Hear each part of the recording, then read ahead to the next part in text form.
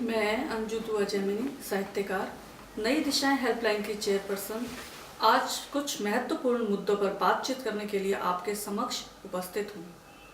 आज भागदौड़ के युग में तनाव अध्येताओं यानी विद्यार्थियों को अधिक घेरता है। पढ़ाई के बोझ तले विद्यार्थी दबकर रह गया है।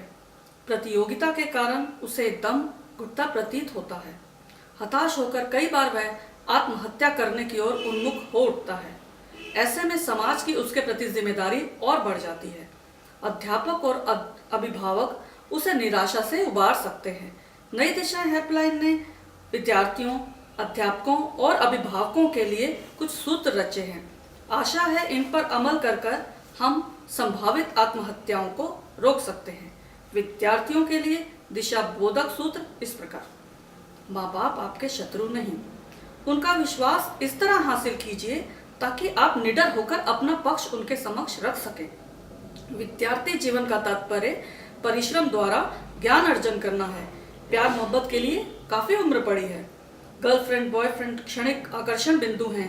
शारीरिक प्रेम और मानसिक प्रेम में अंतर को जान लेना चाहिए। मोबाइल, टीवी, कंप्यूटर सब समय नष्ट करने के आधुनिक साधन हैं जो विद्यार्थी को उसका लक्ष्य पाने से रोकते हैं। ऐश करना, परपीड़ा, घृणा, ईर्ष्या दूसरों को कष्ट पहुंचाते हैं तो सोचिए आपको कितना कष्ट पहुंचाते होंगे। दूसरों की मदद करना सुख प्राप्ति का सबसे बड़ा साधन है। कच्ची उम्र का प्रेम अपराध के रास्ते पर धकेलता है। एक बार असफलता का अर्थ सदा की असफलता नहीं। चिड़िया बार बार घोंसला बनाती है, चींटी फिसल फिसल कर बार बार चढ़ती है। उनसे सीखिए। खुशी आसपास ही है। ईर्ष्या, हिंसा, असंतुष्टि, अधीरता, अति महत्वाकांक्षा तनाव और सिर्फ तनाव देते हैं।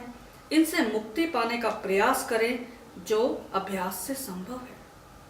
अपनी गलती होने पर क्षमा मांगने में कैसी शर्म। डिप्रेशन में हो तो प्रकृति की शरण में जाएं और तरोताजा हो अपने कर्म में उन्हें जुट जाएं। जीवन अनमोल है। एक एक क्षण को उपयोगी काम में लगाएं, तभी इसकी सार्थकता है। अब मैं अध्यापकों के लिए कुछ दिशा बोधक सूत्र बताने जा रही हूँ। सर्वप्रथम, कक्षा में सबके सामने विद्यार्थी का अपमान भूले से भी न करें। इससे उसके मानसिक विकास पर विपरीत प्रभाव पड़ता है। फूलों की छड़ी से दंड देने पर अनुकूल प्रभाव पड़ता है, यानी अकेले में फटकारें और प्रेम से भी समझाएं। कक्षा की शुरुआत में एक सकारात्मक वाक्य बोर्ड पर अवश्य लिखें ताकि बच्चों की सोच सकारात्मक बने। सेशन के दौरान बीच बीच में अभिभावकों से विद्यार्थियों के व्यक्तित्व के विकास के विषय में भी चर्चा करें।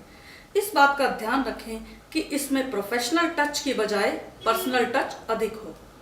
टच एंड हील थेरेपी से विद्यार्थियों के खराब व्यवहार में परिवर्तन लाने का प्रयास करना चाहिए। कोई बच्चा नालायक नहीं होता। टफर, टम्बो जैसे शब्दों का प्रयोग करके उसे हतोत्साहित न करें। अपनी भाषा शिष्ट रखें। बच्चों को सम्मान दें और उनसे सम्मान पाएं। यदि किसी बच्चे के व्यवहार में विचित्र एवं प्रतिकूल परिवर्तन देखें, यानी वह गुमसुम रहने लगे या आक्रामक हो जाए या हकलाने लगे, तो बिना उसे बताए उसके अभिभावकों को सूचित अवश्य करें। उनके साथ मिलकर समस्या का कारण खोजें व समाधान करने का यत्न करें। ड्रग्स आदि का सेवन करने वाले बच्चों की पहचान करें और उसकी नशे की आदत छुड़ाने का व्यक्तिगत तौर पर प्रयास अवश्य करें। अभिभावकों को सहयोग करें और उनका सहयोग लें।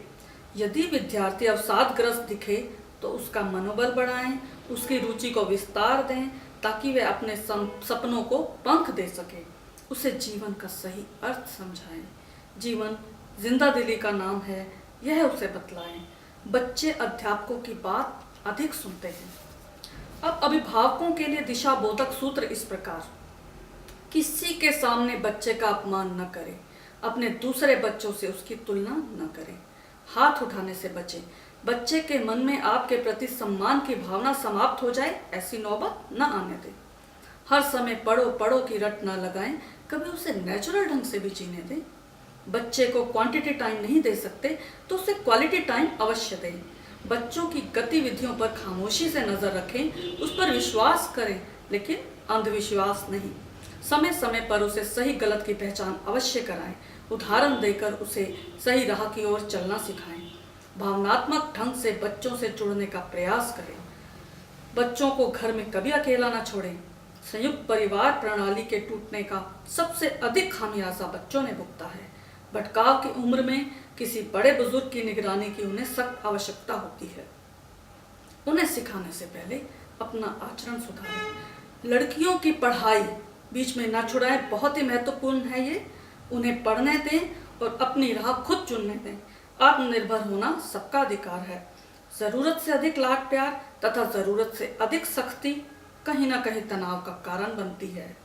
तनावग्रस्त बच्चों को मनोवैज्ञानिक अथवा मनोचिकित्सक के पास काउंसलिंग के लिए अवश्य ले जाएं। और अंत में कहीं भी आसपास तनावग्रस्त बच्चे को देखें तो उसके तनाव को कम करने का प्रयास करें। मेरी यही शुभकामनाएं हैं विद्यार्थियों को, अभिभावकों को, अध्यापकों को। बहुत बहुत धन्यवाद। आइए समाज को तनाव मुक्त बनाने हेतु कृत संकल्प हूँ। धन्यवाद।